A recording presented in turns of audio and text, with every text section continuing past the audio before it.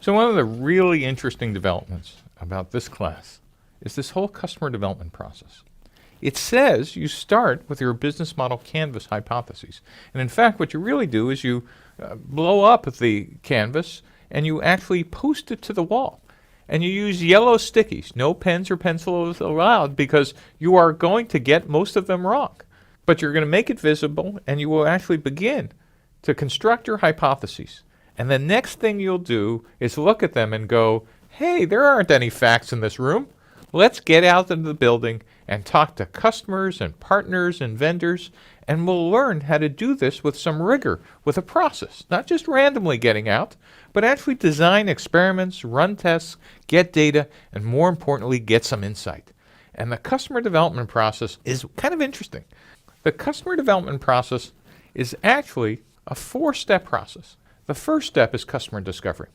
This is where you construct your hypotheses and you get out of the building and start testing your assumption about whether other people have the same problem or need you think they have. And then you're going to do customer validation and actually see if your proposed solution actually matches what you think the customer problem was. And this test of between problem and solution and your features and customers is actually sometimes called product market fit. That's what you're out testing. And this is what we call the search for the business model. But now instead of randomly doing this by hiring and firing sales execs and trying to make numbers that really are just random guesses, we're actually going to have you get out as early as possible and test some of these primary assumptions. One of the interesting things on the bottom of this diagram that we'll talk about is something called the pivot. And the pivot is what will save your job.